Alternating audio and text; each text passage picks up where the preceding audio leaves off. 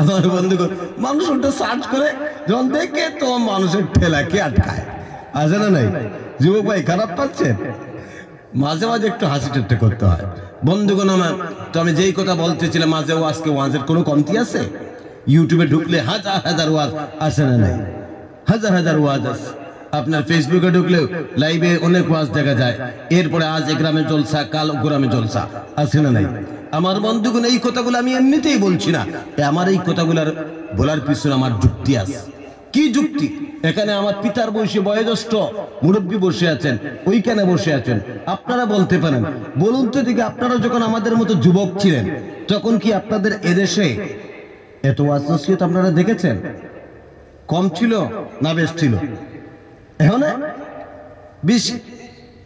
যুবক ভাই গভীর ভাবে আমার কথাগুলো শুনবেন। আজ বর্তমানে যেভাবে আমরা ওয়াজ দেখতেছি ইউটিউবে, ফেসবুকে, এ গ্রামে সে গ্রামে, চতুর্দিকে, আজ থেকে 20-30 বছর আগে কিন্তু এই ওয়াজ নসিহতের সংখ্যা বর্তমান থেকে অনেক অনেক কম ছিল। কথা বলে ঠিক না বেটি? আচ্ছা বলুন তো দেখি, কথা ভাল লাগতেছে? আমরা 3 জন হুজুর এখানে বসে আছি, ভাল লাগতেছে না? আগে আগে আজ আমাদের গ্রামে ঘরে অঞ্চলে আলিম ওলামা আমরা দেখতে পাই। আল্লাহর জন্য আরো বেশি দান করে বলেন আবে। আচ্ছা বলুন তো দেখুন, 20-30 বছর আগে এই আলিম ওলামাদের সংখ্যা বর্তমান থেকে কম ছিল না বেশি ছিল? এখন বেশি। নদওয়া, জামিয়াত, আহলে সুন্নাত, নেজামিল মুসলিমিন, অনেক সংগঠন আছে না নাই? এই সংগঠনের কাজের সংখ্যা বর্তমানে কম না বেশি? আগে কম ছিল। কথা বলেন ঠিক না বেটা? তবলিগ জামাত আছে না নাই? তবলিগ জামাত বর্তমানে বেশি না কম? আগে কম ছিল। কত গুরুত্বপূর্ণ বিষয় দেখুন। এখন ওয়াজও বেশি, আলিম ওলামাও বেশি, তবলিগ জামাত বেশি, দ্বীনের সংগঠনের কাজ বেশি, সব এখন বলছে না, সব এখন আগে কম ছিল। এবার আপনারা যুবক মানুষ সবাই চুপ থাকবেন, ওই বয়স্ক মানুষ আপনারা বলুন তো দেখি, এখন সব বেশি, আগে কম ছিল। বলুন তো দেখি, এখন মানুষের মধ্যে সততা বেশি না আগে বেশি ছিল? এখনকার মানুষের মধ্যে সততা বেশি না আগের মানুষের মধ্যে সততা বেশি ছিল? কথা বলেন। বেনামাজি মানুষের সংখ্যা এখন বেশি না আগে বেশি ছিল? বেনামাজি এখন বেশি, আগে কম ছিল। আল্লাহর নাফরমান বান্দার সংখ্যা বর্তমানে বেশি না আগে বেশি ছিল? কথা বলছেন না? এখন বেশি, আগে কম ছিল। কেন? গুরুত্বপূর্ণ বিষয়।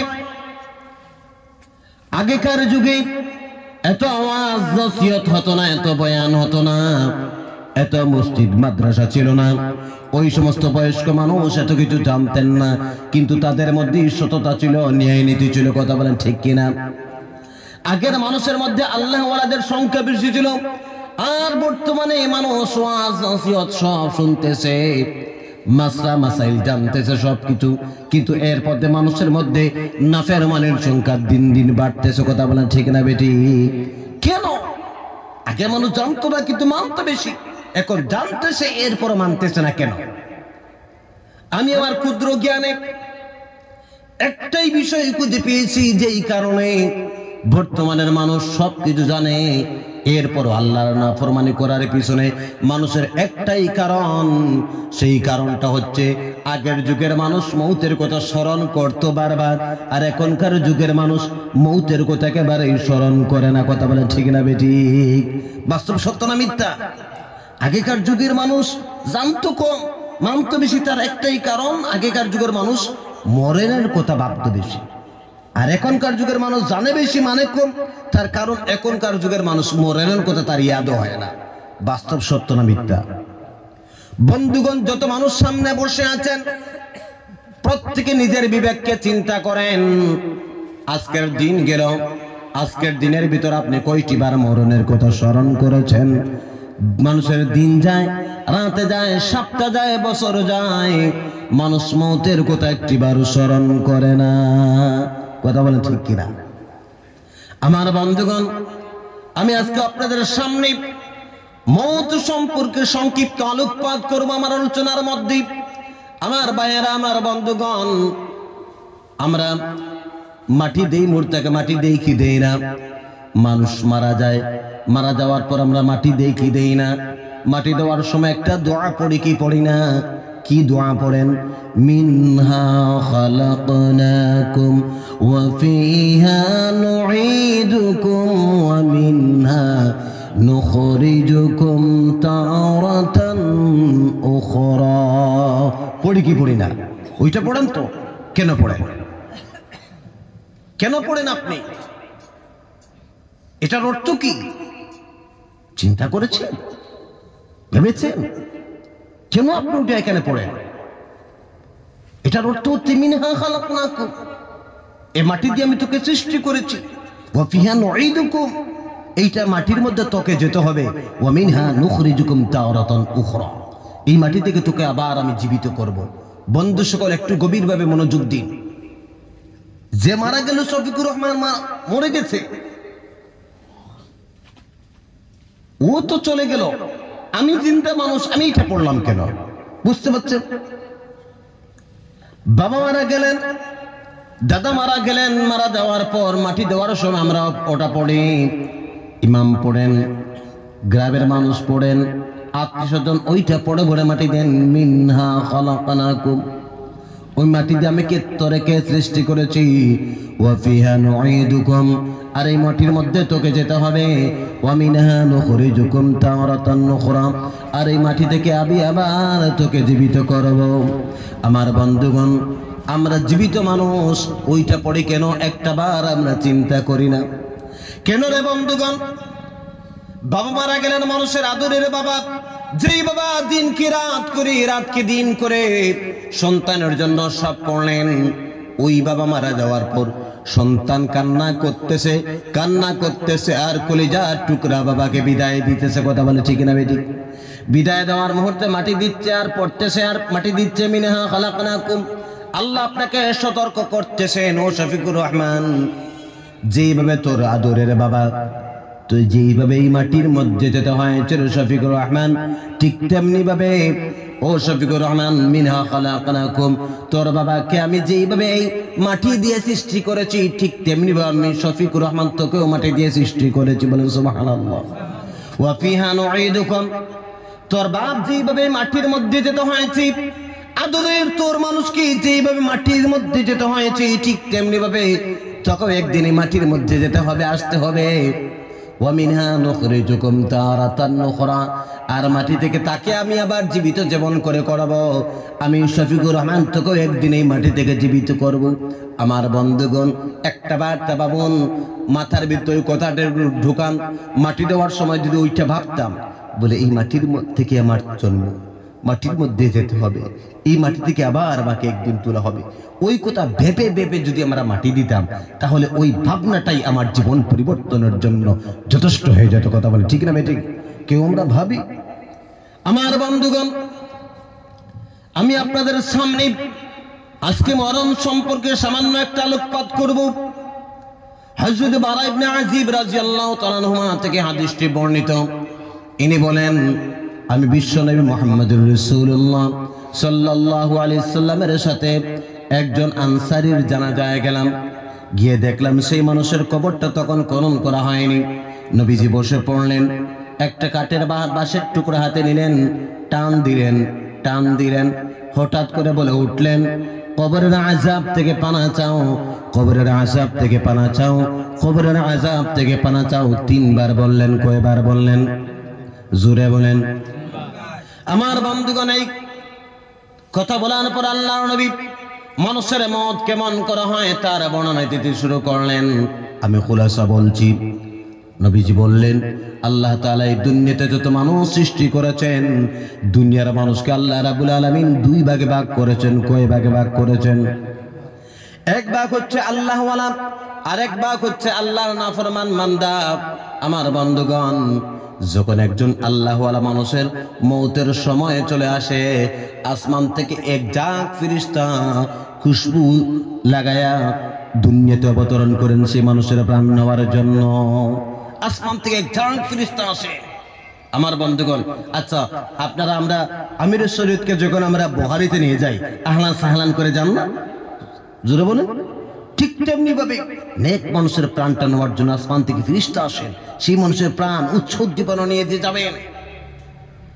ওই সমস্ত ফেরেশতা আসেন, সেই মওতের শরণাপন্ন মানুষকে সম্বোধন করে তারা ঘোষণা করেন, ইয়া আইয়াতুহান নাফসুল মুতমাইন্না ইরজিই ইলা রাব্বিকি রাদিয়াতাম মারদিয়্যা ফাদখুলি ফি ইবাদি ওয়াদখুলি জান্নাতি। জোরে বলুন আল্লাহু আকবার। আরো জোরে বলুন আল্লাহু আকবার। ইয়া আইয়াতুহান নাফসুল মুতমাইন্না, হে মুমিনের নফস, ইরজিই, লটে আসো, চলে আসো, ইলা রাব্বিকি রাদিয়াতাম মারদিয়্যা, তোমার আল্লাহর খুশিতে দুনিয়ার জমিনে তুমি চলাফেরা করেছো, ওই কারণে তোমার আল্লাহ তোমার প্রতি রাজি। ফাদখুলি ফি ইবাদি, তুমি আল্লাহর নেক বান্দার অন্তর্ভুক্ত হয়ে গেছো। ওয়াদখুলি জান্নাতি, আর জান্নাতের মধ্যে দাখিল হয়ে যাও। আমার বন্ধুগণ, এই ঘোষণা দেওয়ার পর হযরতে মালাকুল মউত আসেন, সেই মানুষের প্রাণটা শরীর থেকে বাহির করার জন্য। মালাকুল মউতকে দেখার পর সেই মানুষের প্রাণটা ছুটাছুটি শুরু করে। ছুটাছুটি কেমন করে শুরু করে? মালাকুল মউতকে দেখার পর সেই মানুষের শরীরের প্রত্যেকটা অঙ্গ আল্লাহর জিকির শুরু করে দেয়। বলেন সুবহানাল্লাহ। জিহ্বা জিকির শুরু করে, শ্বাস প্রশ্বাস জিকির শুরু করে।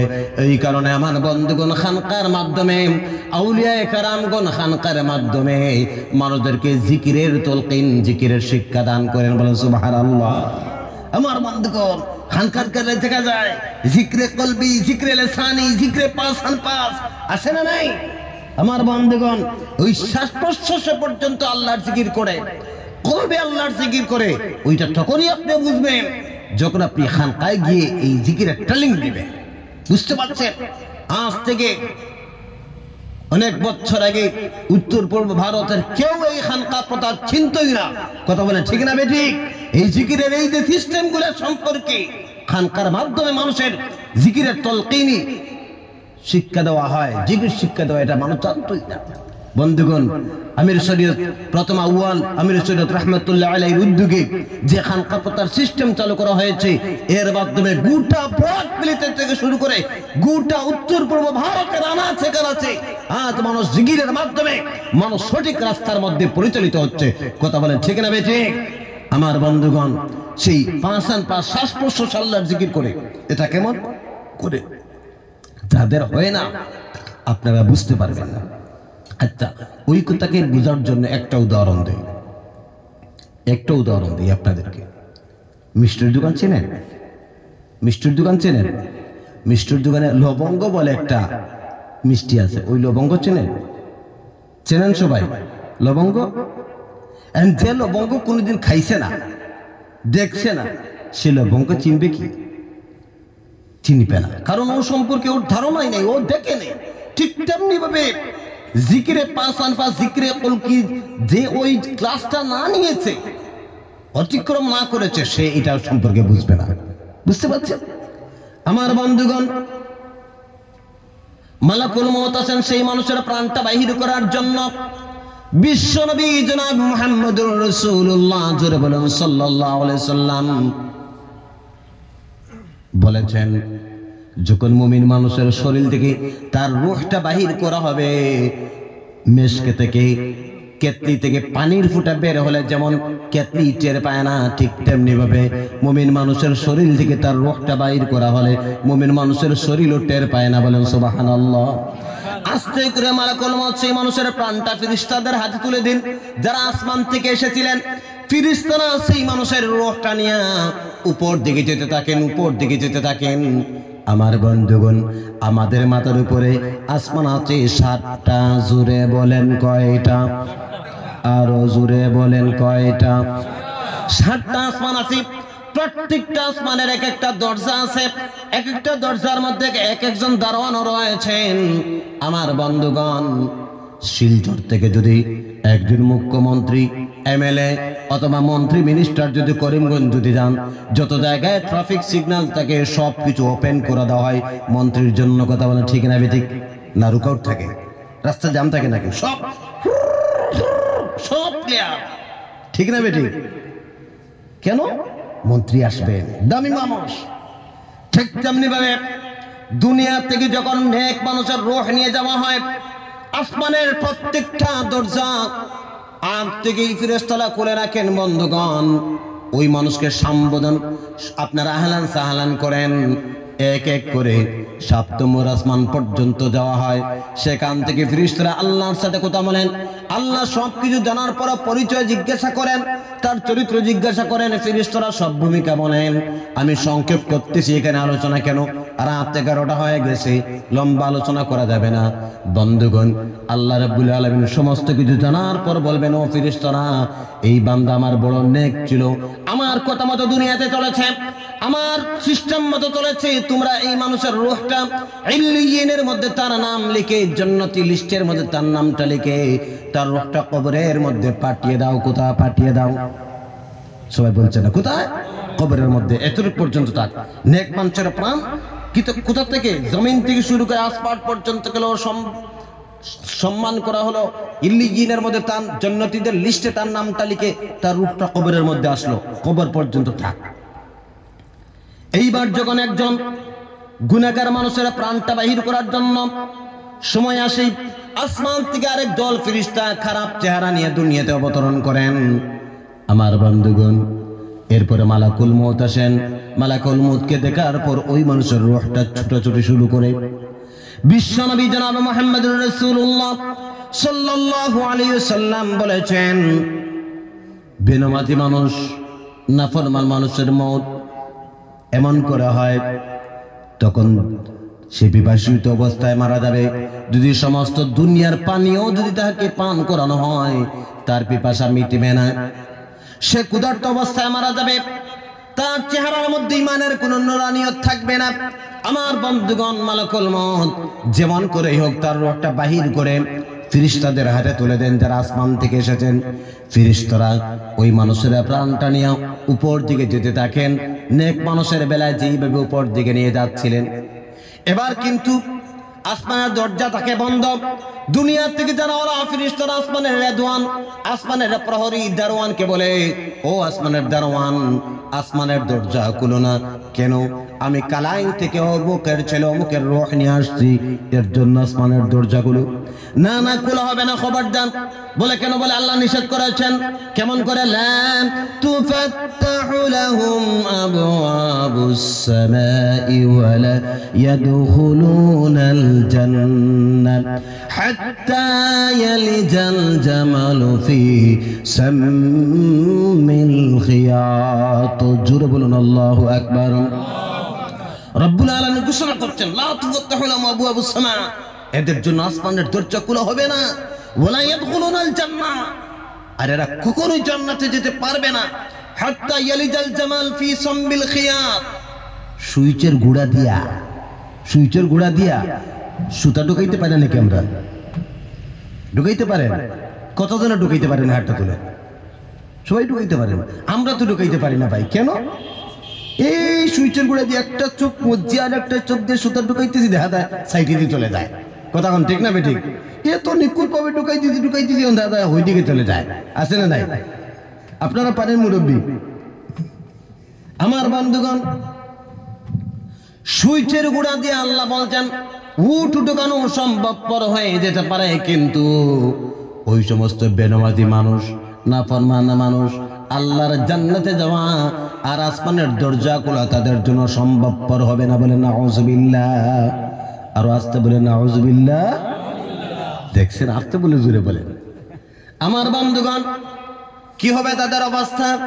দুনিয়া থেকে জানাওয়ালা ফেরেশতারা সামায়ে আসমান থেকে, দুনিয়ার আকাশ থেকে আল্লাহর সাথে কথাবার্তা বলেন। আল্লাহ সব কিছু জানার পর বলবেন, ও ফেরেশতারা, ওই মানুষটা আমার বড় গুনাহগার বান্দা ছিল, তোমরা ওকে সিজ্জিন দুজখের মধ্যে, জমিনের সবচেয়ে নিম্ন স্তরের মধ্যে তার নামটা লিখে তার রূহটা কবরের মধ্যে পাঠিয়ে দাও।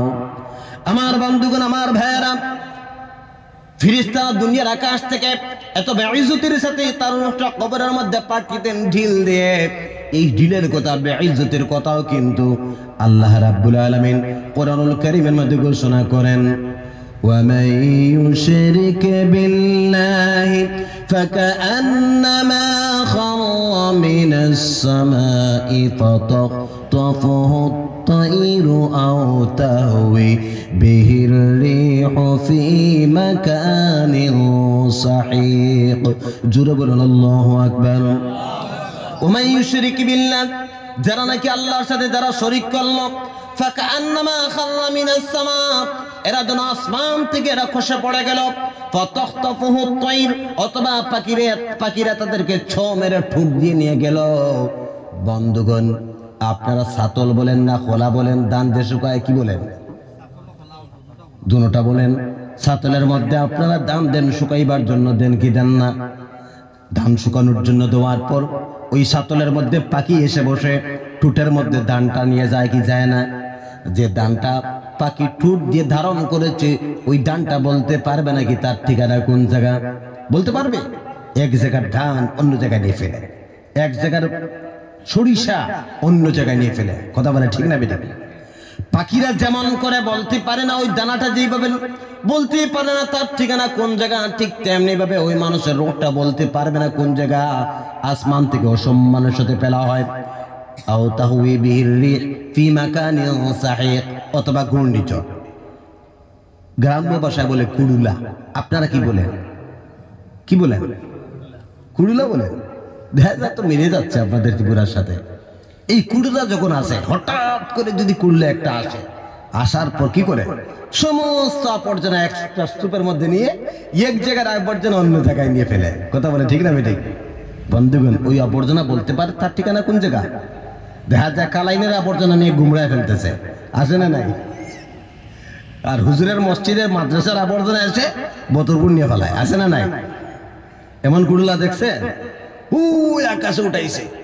ওই আবর্জনা বলতে পারে না কি তার ঠিকানা কোন জায়গা? বলতে যেমন করে পারে না, ঠিক ওই মানুষের রূহটা বলতে পারবে না। আসমান থেকে বেইজ্জতের সাথে তার রূহ কবরের মধ্যে পাঠিয়ে দেওয়া হয়। বন্ধুগণ ভালো করে শুনুন, একদিকে নেক মানুষের রূহ চলে আসলো কবরে, আর অপর দিকে গুনাহগার মানুষের রূহ চলে আসলো কবরে। নেক মানুষের রূহ কোথায়? গুনাহগার মানুষের রূহ কোথায়? দুজনকে প্রশ্ন করা হবে তিনটা। কয়টা? জুড়ে বলেন কয়টা? এক নম্বর প্রশ্ন, কালাইন অঞ্চলের যারা মারা যাবে তাদেরকে করা হবে এক নম্বর প্রশ্ন, কত রাকাত নামাজ আদায় করেছো? ওই প্রশ্ন করবেন, বলছেন না সবাই? কালাইনের অঞ্চলের মানুষকে মনে হয় প্রশ্ন করা হবে কত রাকাত নামাজ আদায় করছো বা জীবনে, ওই প্রশ্ন করবে। বদরপুরের এলাকায় জিজ্ঞেস করবেন নাকি জীবনে কতগুলা হজ করেছো? না। কি প্রশ্ন করা হবে?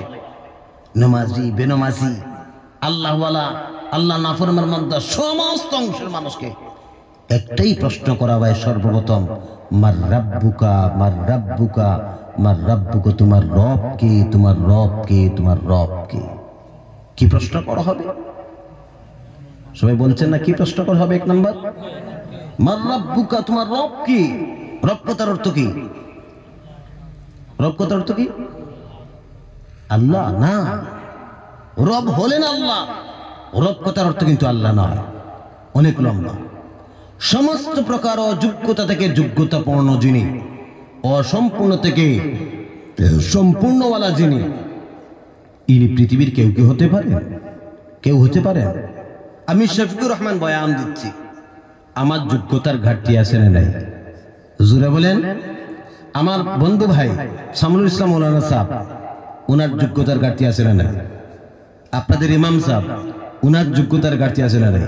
হে শফিকুর বলে কি বলেন? আমাদের ইমাম সাহেবের যোগ্যতার কোনো ঘাটতি আছে নাকি? ওনার যোগ্যতার ঘাটতি আছে না নাই? ভাই বলছেন আমার ভয় করতেছে, আপনারা কথা বলেন, আছে না নাই? আচ্ছা বলুন তো দেখি, ভারতবর্ষের প্রধানমন্ত্রী যিনি, শ্রদ্ধেয় দামোদর মোদীজি, তিনি, ইনার যোগ্যতার ঘাটতি আছে না নাই? বিরোধী দলনেতা রাহুল গান্ধীজি, ইনার যোগ্যতার ঘাটতি আছে না নাই? আমেরিকার প্রেসিডেন্ট জো বাইডেন, উনার যোগ্যতার ঘাটতি আছে না নাই? মক্কা শরীফের ইমাম যিনি আব্দুর রহমান আল সুদাইস, তিনি, উনার যোগ্যতার ঘাটতি আছে না নাই? আছে না নাই? আচ্ছা বলুন তো দেখি, এবার যদি আমরা সবাই মিলে আমাদের প্রধানমন্ত্রীর দ্বারস্থ হয়ে বলি, ও প্রধানমন্ত্রীজি, আমরা কালাই অঞ্চলের মানুষ চাইতেছি এই মুহূর্তে আমাদের এই কালাই অঞ্চল বরফ দিয়ে ঢেকে দাও, কুয়াশা দিয়ে ঢেকে দাও, প্রচন্ড কুয়াশা দাও। মোদি পার্লামেন্টের মধ্যে আইন পাশ করলেন, কালাইনে আজকে রাত্রে 9টা 11 12টার পরে এখানে আপনার কি কুয়াশা দিয়ে ঢেকে দেওয়া হবে। পারবে নাকি? সমস্ত ভারতের এমপি মিলে পারবে নাকি? সমস্ত ভারতবর্ষের মানুষ মিলে পারবে নাকি? জো বাইডেন পারবে নাকি? সৌদি মক্কা শরীফ ইমাম পারবে নাকি? যিনি পারবে তিনি কে? আল্লাহকে যদি বলে আল্লাহ কুয়াশা দিয়ে দাও, আল্লাহ যদি চায় তো পারবে নাকি? জোরে বলেন।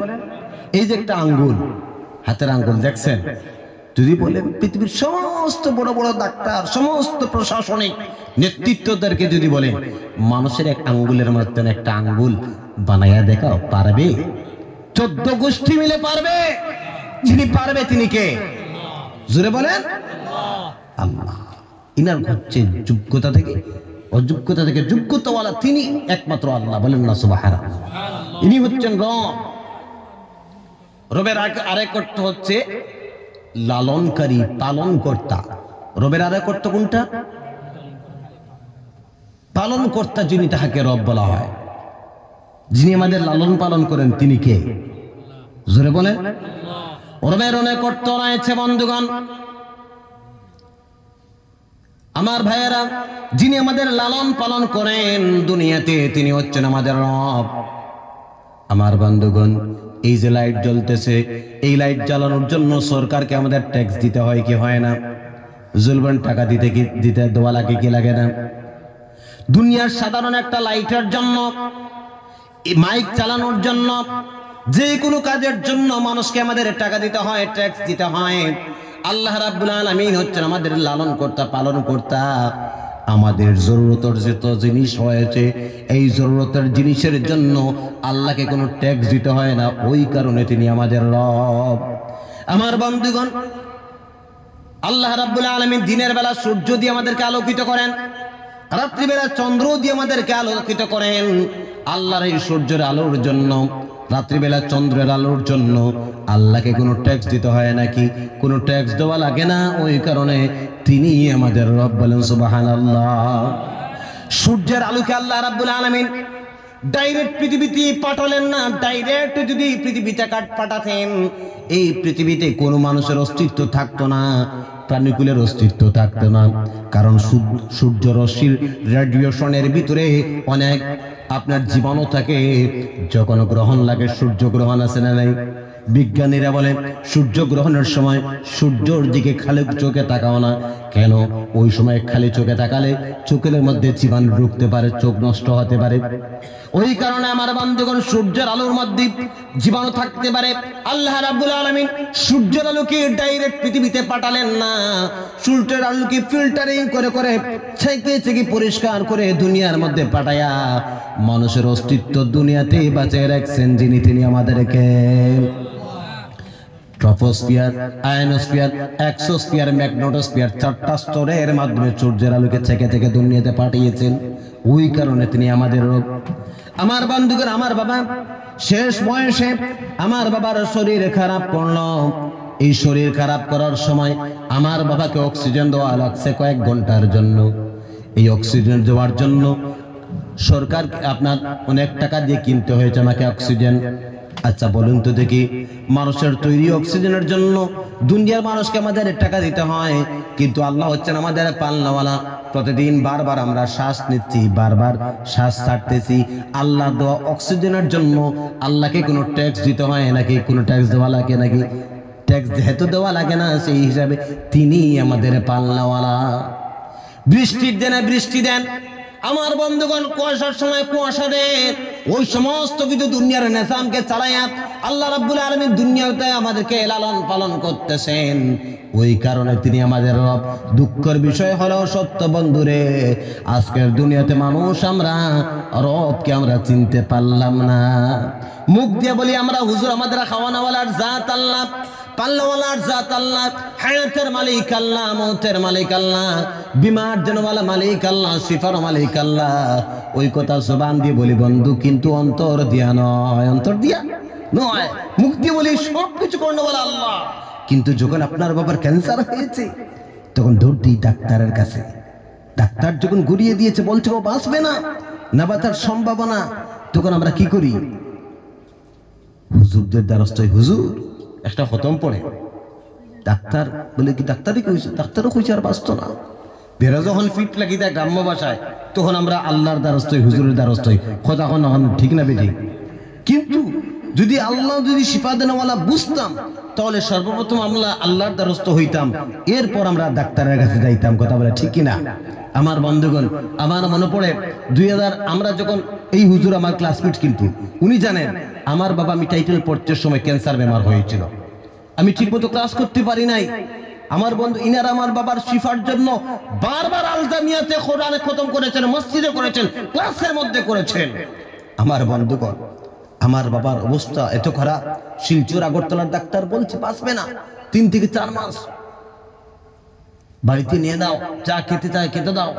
আমরা 36 জন মেসাব দিয়ে কোরআন শরীফ আপনার খতমে ইউনুস পড়িয়েছিলাম আমার বাবার শিফার জন্য। এরপর আমাদের টিলাবাজার কৈলাসরে একটা খানকা ছিল, কি ছিল? সেই খানকাতে মরহুম সানি আমির শরীয়ত রাহমাতুল্লাহ আলাইহি উনি ছিলেন, আর বর্তমান আমির শরীয়ত আমার উস্তাদ শ্রীগুরি হুজুর উনিও ছিলেন। আমার বন্ধুগণ, আমার বাবাকে নিয়ে গেলাম, নিয়ে যাওয়ার পর হুজুর তারা বাবাকে হাত দিয়ে হাতায় দিলেন, আর বলছেন ডাক্তার থেকে আল্লাহ আল্লাহ করো, আল্লাহ শিফা দিবা, আরাম দিবা। বিশ্বাস করবেন, এরপর সেই বাবাকে আল্লাহ রাব্বুল আলামিন 3 থেকে 4 মাস অতিক্রান্ত তো দূরের কথা 14 বছর হায়াত দিয়েছিলেন। বলেন না সুবহানাল্লাহ। শিফার মালিক কে? যেটা ডাক্তার পারে না, পারে কে? জুরে বলে, যেটা ডাক্তার পারে না, পারে কে? আমরা বলি হুজুর আল্লাহই তো খাওয়ান, ঠিক, কিন্তু চাকরি না করলে কে খাওয়াইবে? উসিলা তো একটা আছে না নাই? কথা কর, ভাত পাওয়াটে বইলে কেউ খাওয়াইবনি, কেউ খাওয়াইবনি, কেউ খাওয়াইতো না, একটা উসিলা আছে না নাই? হুজুর আল্লাহই তো খাওয়ান, ঠিক, চাকরি না করলে খাওয়াইবে কি? ব্যবসা না করলে খাওয়াইবে কি? খেত না করলে খাওয়াইবে কি? এমন আছে না নাই? অনেক মানুষ বলে হুজুর এই খেতটাই হচ্ছে আমাদের মাধ্যম, যদি আজকে খেত করতাম না কি যে অবস্থা আমার হইতো, বিজ্ঞাত বারোই লাগলো না, আছে না নাই? এমন আছে না নাই? আমার হাবিব সাহেব খুব খেতওয়ালা মানুষ, খেত করছেন, এখন এবার খুব দান পাইছেন, দারুর ভাড়া।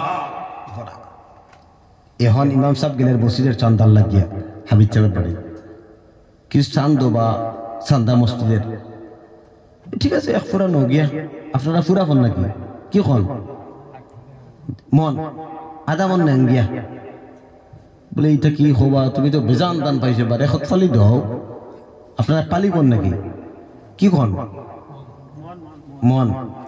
আচ্ছা 5 মন দেন, বা হিটা কইলাই কি 5 মন দিতাম, ও মাত্র দানও কিন্তু আমার রাস্তা বছর যাইতো, আছে না নাই? ও দানও কিন্তু আমার রাস্তা বছর যাইতো। এমন শব্দ মানুষ ইউজ করে কি করে না? বন্ধুগণ, 4 বছর দেখা যায় হাবিব চাবর আর খেত নাই, খেত আছিল তো ফুকায় শেষ, সুস হয়ে গেছে। এখন তো আর তো দান পাইছেন না, এই বছর তো যে দান পাইছেন হয়তো 1 মাস বা 1.5 মাস বা 3 মাস যাইতে পারে, আস্তা বছর তো যাইতো না। গত বছর বেশি দান পাইছেন, আস্তা বছরও দান দিয়ে যাইতো।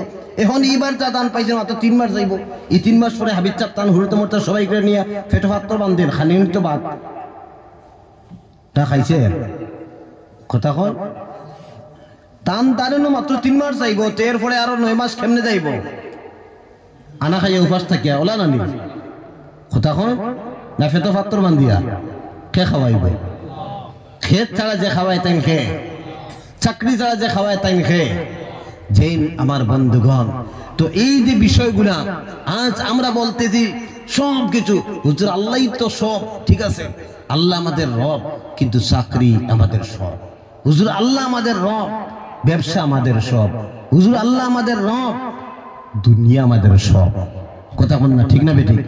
আমার বন্ধুগণ, রাত যেহেতু গভীর হয়েছে, এই বিষয়ের উপর আলোকপাত করলে সম্ভাষণের প্রয়োজন। 1 নম্বর প্রশ্ন কিন্তু করা হবে, মার রাব্বুকা, তোমার রবকে। এই রব আমরা চিনলাম না, যিনি সর্বাবস্থায় আমাদের লালন পালন করেন তিনি কে? আমি খেদ করলে আমাকে পালন করবেন, না করলে আমাকে খাওয়াইবেন। কারণ তিনি কেন আমাকে খাওয়াইবেন? কারণ তিনি হচ্ছেন আমাদের রব, পালনেওয়ালা। আমার বন্ধুগণ, সেই দিকে আমি আর যাব না। এক নম্বর প্রশ্ন করা হবে মান রাব্বুকা, তোমার রব কি? 2 নম্বর প্রশ্ন করা হবে ওমা দীনুক, তোমার দিন কি, তোমার ধর্ম কি? আমার বন্ধুগণ, কথা বললে লম্বা আলোচনা, কিন্তু সেই দিকে গেলে তো লম্বা হয়ে যাবে। রাত গভীর হয়তো, হুজুর বারবার তাকাচ্ছেন, আমিও অনেক দূরে যেতে হবে। যারা এই দুনিয়াতে রবের কথা মতো চলবে না, রবের হুকুম মতো চলবে না, এবং যারা ইসলাম নিয়ে চলবে না, ইসলাম একদিকে এসে চলতেছে অন্যদিকে, ওই মানুষটা কিন্তু খবরে ভালোভাবে জবাব দিতে পারবে না। সে বলবে শুধু লা আলাম, লা আলাম, আমি জানি না, আমি জানি না, আমি জানি না। আমার বন্ধুগণ, সেই কবরের আযাব থেকে বাঁচতে হলে, কবরের মধ্যে সঠিক জবাব দিতে হলে এবং ঈমানের সাথে মরতে হলে এই দুনিয়াতে আপনাকে কি করতে হবে? 1 নম্বরে আপনার ভিতরের ঈমানটা খাঁটি হতে হবে। মৌতের সময় ঈমান নসিব হতে হলে কি করতে হয়? 1 নম্বর আপনি ঈমানদার হতে হবে। আর নামদার ঈমানদার হলে হবে না, খাঁটি মুমিন হতে হবে। কথা বলে ঠিক না বেটি?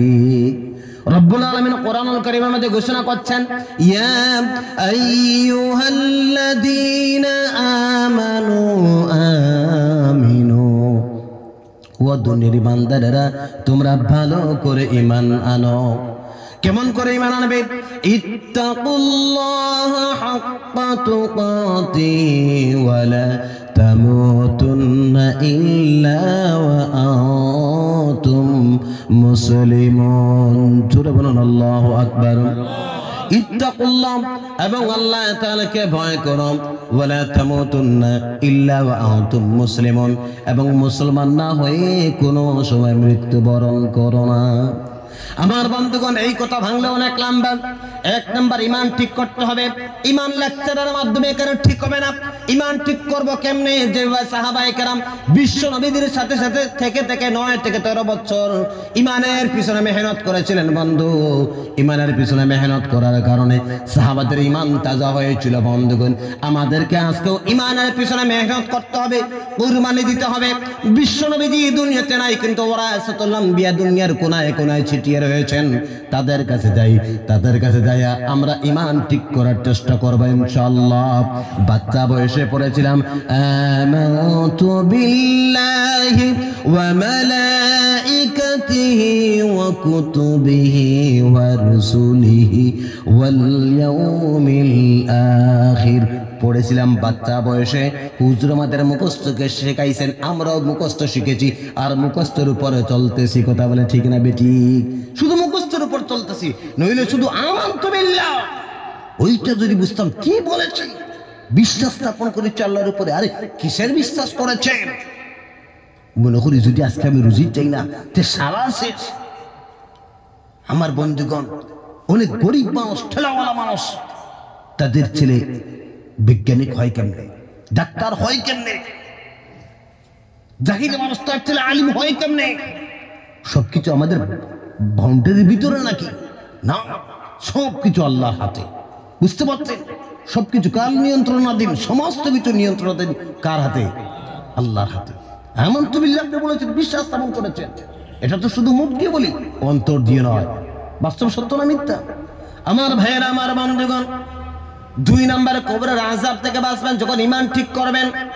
ঈমান ঠিক করার পরে 2 নম্বরে আপনাকে সঠিকভাবে নামাজ আদায় করতে হবে। নামাজ যদি আপনি ঠিক না করেন, তাহলে আপনি কবরের আযাব থেকে বাঁচতে পারবেন না।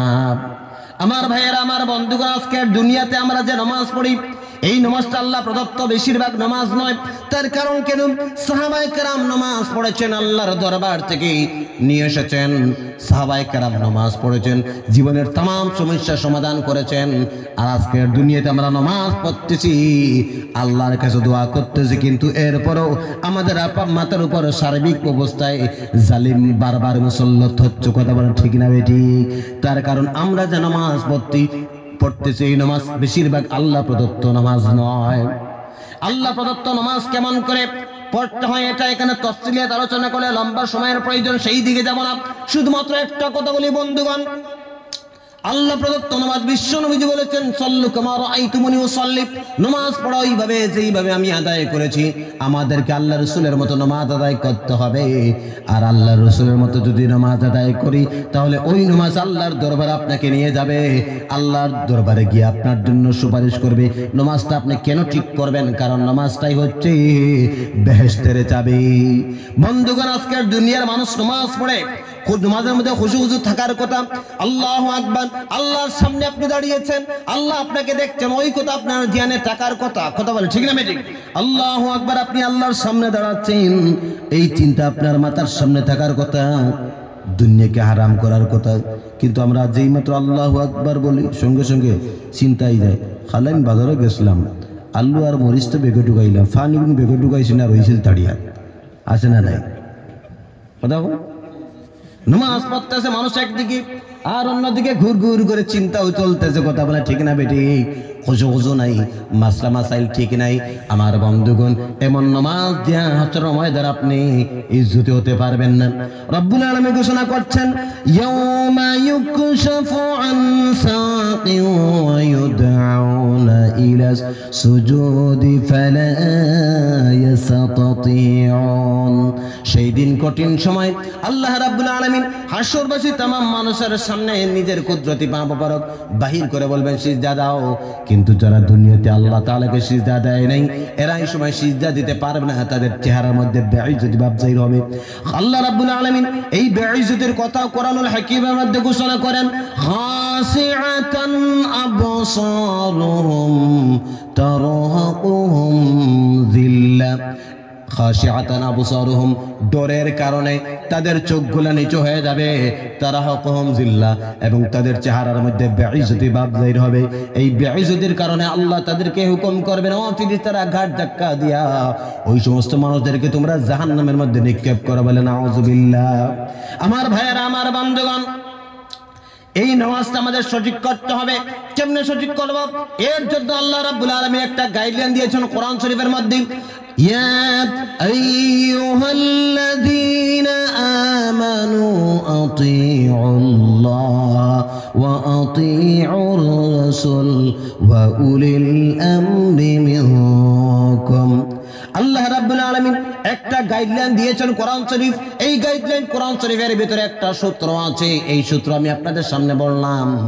যদি কোনো মানুষ আল্লাহকে অনুসরণ করে, আল্লাহ রাসূলকে অনুসরণ করে, ওয়া উলিল আমরি মিনকুম, তোমাদের মধ্যে যারা শরীয়তের আমির হবে, আমির শরীয়ত প্রথম স্তর, আর শরীয়তের আমিরা সবচেয়ে নিম্ন স্তর, প্রত্যেক মসজিদের ইমাম সাহেবগণ তাদেরকে অনুসরণ করবে, তাদের নামাজ ইমাম থেকে শুরু করে সব সুন্দর হয়ে যাবে। বলে সুবহানাল্লাহ। আমার বন্ধুগণ, সাহাবায়ে কেরাম নবীদের সাথে থেকে থেকে ইমাম শিখেছেন, নামাজ শিখেছেন। আজকে নবী নাই, কিন্তু ওয়ারাসাতুল আম্বিয়া আপনার ঘরের পাশে আছেন, আপনার গ্রামে আর রাস্তায় আছেন। তাদের কাছে যান, গিয়ে বলেন, হুজুর ইমান কেমন করে, নামাজ কেমন করে।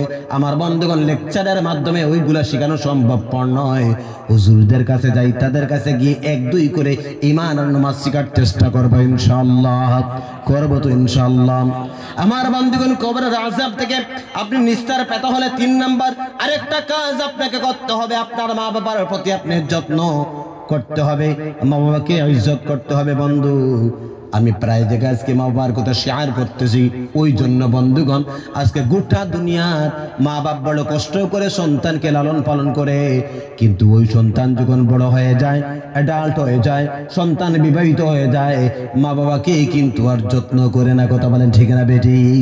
নিজের বিবিকে যতটুকু মহাব্বত করি, যতটুকু ইজ্জত করে নিজের কলিজার টুকরা মা বাবাকে ততটুকু ইজ্জত করে না রে বন্ধু। রব্বুল আলামিন কোরআন শরীফের মধ্যে ঘোষণা করেন, وَوَصَّيْنَا الْإِنسَانَ بِوَالِدَيْهِ إِحْسَانًا حَمَلَتْهُ أُمُّهُ كُرْهًا وَوَضَعَتْهُ كُرْهًا وَحَمْلُهُ وَفِصَالُهُ 30 شهرا। জোরে বলুন আল্লাহু আকবার। মা বাবা সম্পর্কে আল্লাহ রাব্বুল আলামিন কোরআন শরীফের যত জায়গায় ইবাদত সংযোগ করেছেন, সব জায়গায় মা বাবার কথার সাথে প্রয়োগ করেছেন। আমার বন্ধুগণ, আমার ভাইয়েরা, মা বাবা কত কষ্ট করে আপনাকে লালন পালন করেছেন। একটু পিছনের ইতিহাসের দিকে তাকাই। আজকে আমাদের প্রত্যেকের কাছে টাকা পয়সা আছে না নাই? আছে না নাই? গাড়ির মালিক আমরা, বাড়ির মালিক আমরা, টাকা পয়সার মালিক আমরা। কিন্তু আমরা যখন ছোট ছিলাম আমাদের মা বাবার কাছে কিন্তু এমন টাকা পয়সা ছিল না, গরিবী হালত ছিল। কি ছিল? গরিবী হালত ছিল। বড় কষ্ট করে আমাদেরকে লালন পালন করেছেন। সেই গরিবী অবস্থায় মা বাবাকে আমরা কত জিনিস আমরা কত সময় আবদার করি, কি করি নাই? করেছেন। জীবনে কেউ সাইকেল চেয়েছেন, কেউ পরীক্ষার ফিস চেয়েছেন, কেউ এই চেয়েছেন, সেই চেয়েছেন। কথা বলে ঠিক না বেটে? কি এমনইভাবে কোন একটা দিন, ঈদের দিন একটা ধারণা তুলে দিচ্ছি আপনাদের সামনে। আপনার বাবাকে বললেন, আব্বাজান গত বছর তুমি ঈদের দিন আমাকে নতুন কাপড় দাও নাই, এইবার যদি ঈদে নতুন কাপড় না দিবা আমি ঈদে যাব না। আপনার বাবা আপনাকে বললেন, বাবারে এইবারও তো আমি তোকে দিতে পারবো না, কারণ এইবারও আমার কাছে টাকা নাই। আপনার বাবা গরিব মানুষ। ওই কথা বলার পর আপনি বাবার সামনে থেকে রাগ করেছেন। প্রত্যেকবার তোমার খালি এক কথা, এবার টাকা নাই, টাকা নাই, টাকা নাই, আমার তো লাগবে না, আমি ঈদগাহ দিতাম না। রাগ করে বাবার সামনে থেকে কান্না করে চলে গেছেন। ছোট মানুষ আপনি। আপনি যাওয়ার পর তাকে দেখছিলেন কি আপনার বাবা আপনাকে খুশি করার জন্য চেয়ারের মধ্যে বসে ধ্যান করে আসমানের দিকে তাকায় আর ধ্যান করে, হারে আমার ছেলেটাকে গত বছর আমি দিতে পারলাম না, এইবারও যদি দিতে না পারি আমার কলিজার টুকরা ছেলের বুকটা ছোট হয়ে যাবে, ঈদের দিন তার মনটা দুর্বল হয়ে যাবে। ওই দৃশ্য বাবার চোখের সামনে বাঁচে। পরের দিন ঘুম থেকে উঠে আপনার বাবা পাশের বাড়ির বড় ভাইয়ের বাড়িতে যায়, গিয়ে বলে, বাইরে আমারে 500 টাকা ওলাদ দাও, 1000 টাকা ওলাদ দাও। কেন কেন বলে, আমার দরকার আছে। আমার বন্ধুগণ, আমার ভাইয়েরা, কারোর কাছ থেকে যখন আপনার বাবা টাকা পাইলো দৌড় দিল কারাইন বাজারে, আপনার জন্য নতুন জামা কিনে আনলো 500 টাকা দিয়া। বন্ধুরে ডাক দিয়ে আপনাকে নতুন জামা দিল, আপনি নতুন জামা গায়ে দিয়ে ঈদগাহে গেলেন, খুশি হয়ে গেলেন। একটা বার তাকায় দেখছিলেন কি যে ঈদের দিন আপনি খুশি করতেছেন, ওই ঈদের দিন বাবা সেই জামাটা গায়ে দিয়ে ঈদগাহে গিয়েছিল নামাজে, বাবার ওই জামাটা ছিল তালি দিয়া সেলাই করা। একটা বার তাকায় দেখছিলেন কি আপনার মা ঈদের দিন ঘর থেকে বেরো না, কেন জানো? কারণ আপনার মায়ের 2টার বেশি 3টা শাড়ি ছিল না। আত্মীয় স্বজনের বাড়িতে বেড়াইতে যায় না। আমার ভাইয়া এমন দিন করে মা বাপ জীবনে কত ত্যাগ স্বীকার করে আমাদেরকে বড় করেছেন রে বন্ধু। একটাবার ভালো খাবার মা বাবা খায় না। আজ তারা বয়স্ক হয়ে গেছে, শরীরের আর জোর নাই, কিন্তু মা বাবা কি আমরা অনেক সময় অনেক দুঃখ দেই। বাইরে একটা মা যদি একটা সন্তানের জন্য দোয়া করে, মনে রাখবেন ওই সন্তানের জীবন সুন্দর হয়ে যায়। আমার মনে পড়ে আমি যখন এই বাচ্চা বয়সটাকে আরো ছোট ছিলাম, আমার গ্রামের মধ্যে একজন হুজুর গিয়ে ওয়াজ করতেছিলেন। আমার মা সন্ধ্যার পরে পুকুর পাড়ে বসে ওয়াজ শুনতেছিলেন। আমি যখন কাছে গেলাম, মা আমাকে জড়িয়ে ধরে বললেন, ও আল্লাহ, আমার এই বাচ্চাটাকে তোমার রাস্তায় দান করবো আল্লাহ, তুমি তাকে একজনে কিভাবে বড় ওয়াইজ বানাইয়া দাও। আমার মনে হচ্ছে বন্ধুগণ, মা ওই বাচ্চা বয়সে যে প্রাণ দিয়ে আল্লাহর দরবারে দোয়া তুলে দোয়া করেছিলেন, মায়ের দোয়া আল্লাহর আরশ পর্যন্ত পৌঁছে গেছে বলে আল্লাহ রাব্বুল আলামিন ঢাকা থেকে শুরু করে কলকাতা পর্যন্ত বিভিন্ন জায়গায় আল্লাহ কোরআনের কথা আমাকে দিয়ে বলাচ্ছে। ভাইরা রে, কোনোদিন মাকে দুঃখ দিবেন না। আর বাবা তো হচ্ছে বোটকা, হারাইলে এই ধনকে হারাইলে বুঝবেন না, হারাইলে বুঝবেন না রে ভাই। আমার মনে মনে মাঝে মাঝে ভাবে, আমার বাবা এত কষ্ট করে পড়াশোনা করিয়েছেন, আর যদি বাবা দুনিয়াতে থাকতেন আমি কত জায়গায় যাইতেছি। বন্ধুরে, বাবা যদি এই দৃশ্য মোবাইলে দেখতেন, আমার ছেলেকে ওয়াজ করতেছে, বাবার সমস্ত দিনের পরিশ্রম, সমস্ত জীবনের পরিশ্রম এই দৃশ্য দেখার পর শান্তি হয়ে যেত বাবার কলিজাটারে। বন্ধু, অনেক মানুষ এখানে আছেন ভাই, সবাইকে বলবো কোনোদিন মা বাবা জীবিত থাকলে কষ্ট দিবেন না। মারা যদি জানতো কি করবেন? মা বাবার কবরের পাশে যাবেন, আল্লাহর দরবারে মায়ের বাবার জন্য চাইবেন, নামাজ পড়ে মায়ের বাবার জন্য চাইবেন রে বন্ধু। আজকে আমরা আবেগিক মুসলমান। আমি শফিকুর রহমান পাইলেন পর অনেক মানুষ আমাদেরকে দিয়া দেয়। আমি সবাইকে বলে, বন্ধু এখানে যে কালাই নিশে বলতেছি তা নয়, আমি আমার নিজের গ্রামের মসজিদের ইমাম, সেখানেও আমি বলি আমরা তো রেডিমেড মুসলমান। ইমাম পাইলে, হুজুর পাইলে, বারা মানুষ পাইলে হাত দিয়ে দেই, খানাগুলা খাওয়াই। কিন্তু আমরা কেন ওইগুলা করবো? আপনি আমাদের প্রত্যেকের অলি তো আমাদের ঘরের মধ্যে আছেন, আমাদের মা বাবা, তাদেরকে যত্ন করি, তাদেরকে হাত দিয়ে দিই, তাদেরকে খানা খাওয়াই। তারা যদি আল্লাহর দরবারে তাহাজ্জুদের নামাজ পড়ে, মা বাবা যদি দোয়া করে, আল্লাহর আরশ পর্যন্ত মা বাবার দোয়া ডাইরেক্ট পৌঁছে দেয়। বলেন সুবহানাল্লাহ। আমার বন্ধুরা, আমরা আবেগিক না হইয়া বিবেককে জাগ্রত করে কোন জায়গায় খেজমত করলে গাছের আগায় পানি দিলে গাছ ফলন বাড়বে না, গুড়ায় পানি দিলে ফলন বাড়বে, একটু বিবেককে জাগ্রত করি। আমার বন্ধুগণ, আমার ভাইয়েরা, এখানে অনেক মানুষ আছেন, রাত গভীর হয়েছে, আমি বেশিক্ষণ আলোচনা করব না। মুসাফির মানুষ, আল্লাহ নবী বলেছেন 3 মানুষের দোয়াকে আল্লাহ তাআলা ঘুরাইয়া দেন না। একজন হচ্ছে মা বাপ, আর একজন হচ্ছে মুসলিম ব্যক্তি, আর একজন হচ্ছে মুসাফির মানুষ। আমি গুনাহগার হতে পারি, কিন্তু আজকের দিনের জন্য আমি মুসাফির। প্রাণ খুলে আমি আপনাদের জন্য চাইবার বন্ধু, কার কার মা নাই, কার কার বাবা নাই, আপনি জানেন আর আপনার মৌলা জানেন। প্রাণ খুলে আপনার ভাইয়ের জন্য, বাবার জন্য দোয়া করব। মসজিদ ঘর নতুন নির্মাণ হবে। এই মসজিদ ঘর উন্নতির জন্য কোন আল্লাহর বান্দা আছেন? 1 নম্বরে মাত্র 5,000 টাকা আল্লাহর নবী আল্লাহর ঘরের মধ্যে দান করবে।